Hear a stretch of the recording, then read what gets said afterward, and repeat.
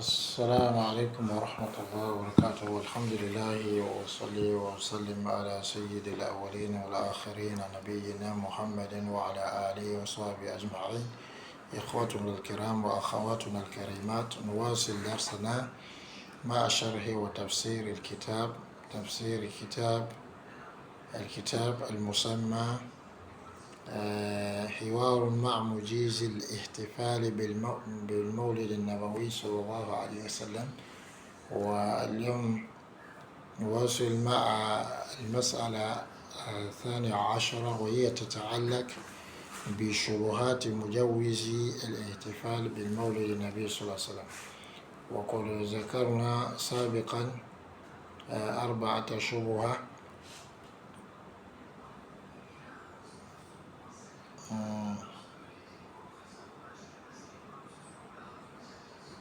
4 شبهات، واليوم مع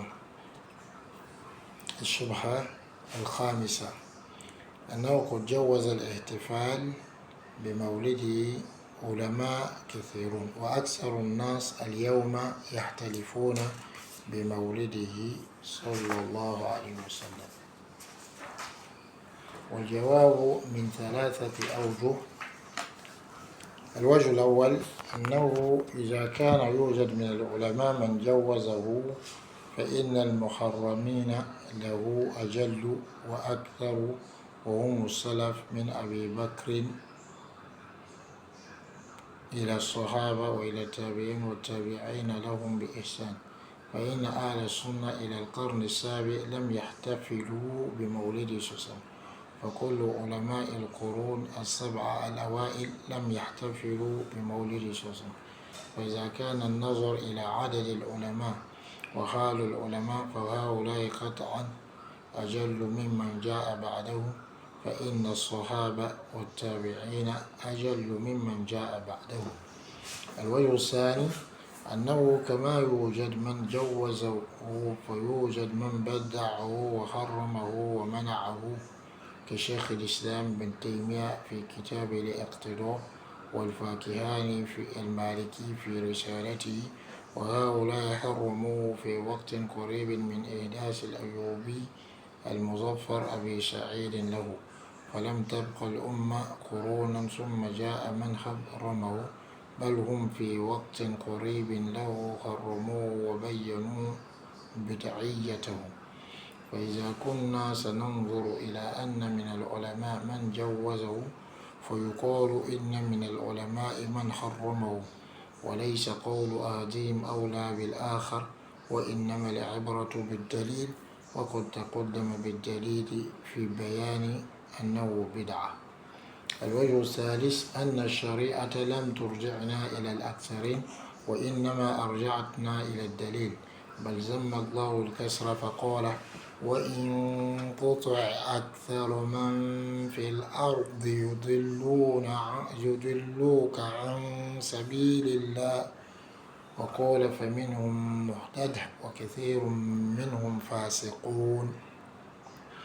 بل أثنى النبي صلى الله عليه وسلم على القلة في آخر الزمان لتغير الدين.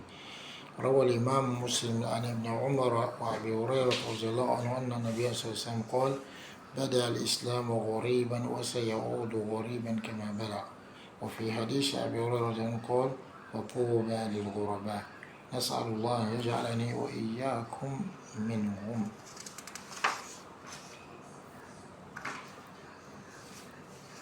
Alhamdulillah, chers frères et sœurs, nous louons Allah subhanahu wa ta'ala, on demande d'accorder la paix et le salut à Muhammad sallallahu alayhi wa sallam, sa noble famille et ses valeureux compagnons, ainsi que d'accorder le salut et la paix à tous ceux qui vont suivre ceux-là dans la voie de la droiture jusqu'au jour où rien ne peut profiter à qui que ce soit, sauf celui qui viendra à Allah subhanahu wa ta'ala avec un cœur pur et purifié de toute hypocrisie, de tout politisme. Nous continuons avec les shubhat, les ambiguïtés. Le point 12, les ambiguïtés liées à la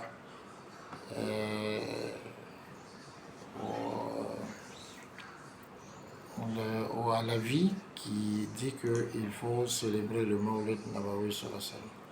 La cinquième des ambiguïtés, c'est que ceux-là disent que alors, le fait de célébrer le Maulid de Nabi sallallahu alayhi wa sallam, beaucoup de savants l'ont permis. Et la plupart des gens aujourd'hui, alors, célèbrent ce Maulid. Donc ici, dans cette ambiguïté, il y a deux parties. Premièrement, beaucoup de savants l'ont rendu permis. Et deuxièmement, la plupart des gens donc célèbrent ce Maulid. Comment répondre à cette ambiguïté? C'est de trois façons. La première façon, on dit s'il existe parmi les ulama ceux qui ont permis le Maulid, alors on dira que ceux qui l'ont interdit sont plus grands et plus nombreux. Et ceux-là, ce sont les pieux prédécesseurs depuis le temps d'Abu Bakr Siddiq jusqu'aux Sahaba, jusqu'aux Tabi'in, jusqu'à ceux qui ont suivi les Tabi'in avec bienfaisance. Et les gens de la Sunna jusqu'au 7e siècle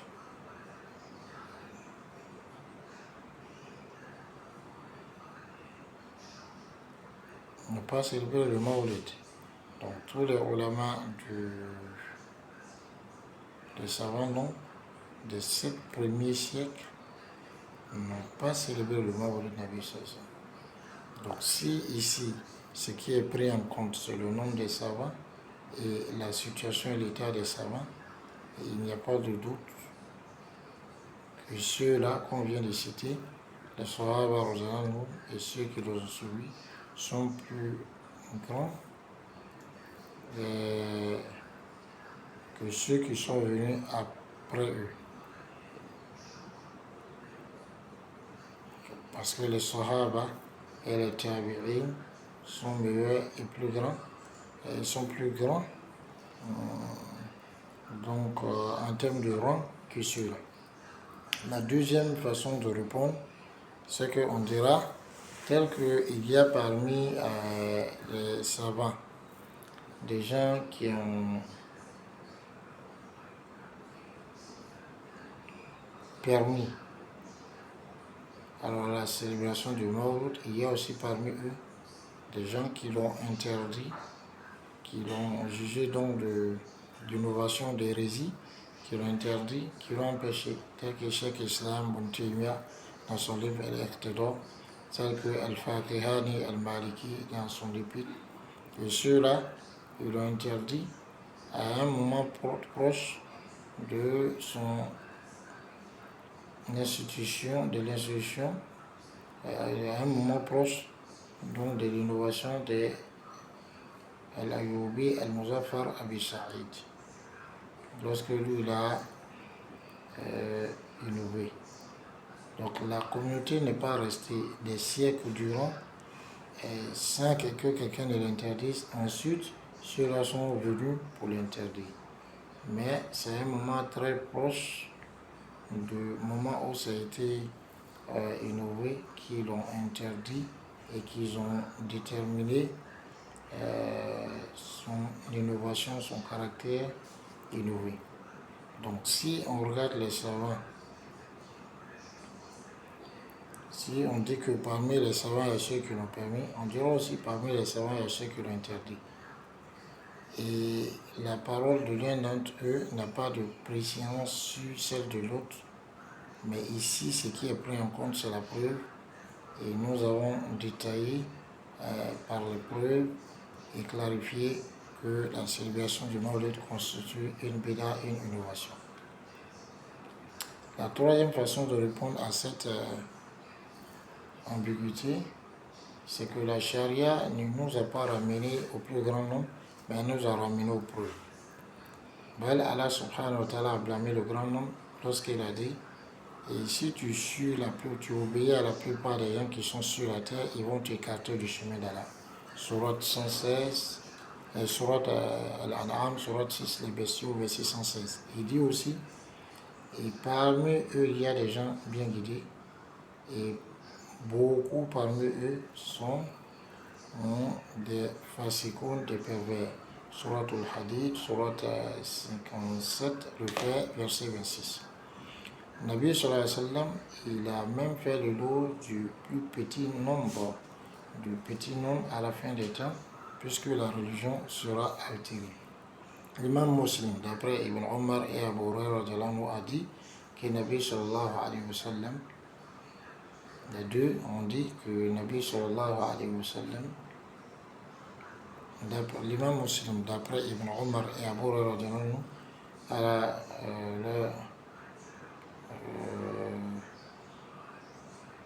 les deux ont dit que Nabi sallallahu alayhi wa sallam a dit l'islam a commencé de façon étrangère et il va revenir sous forme étrangère comme il a commencé. C'est-à-dire quand l'islam est venu, les gens disent mais c'est quelle nouvelle religion ça? C'est comme ça aussi que vers la fin des temps, on dit mais ceux qui suivent la sunna, ceux qui s'accrochent à la sunna, on dit mais ceux-là c'est les wahhabites, ou bien ceux-là c'est des gens, des extrémistes, mais ceux-là ils pensent qu'ils connaissent et comprennent la religion que tout le monde. Et dans le hadith d'Abu Hurairah, il dit alors que la bonne nouvelle soit accordée aux étrangers. C'est-à-dire ces étrangers-là, ce sont qui? Ce sont ceux qui se cramponnent à la sunna de Rasulullah sallallahu alayhi wa sallam.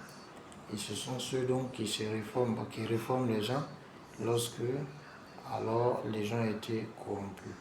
Je prie Allah subhanahu wa ta'ala qu'il fasse que moi et vous-même fassions partie de ces étrangers-là. Donc voilà comment on répond à cette ambiguïté. On va continuer avec toute ambiguïté. Assalamu alaikum wa rahmatullah wa barakatuh.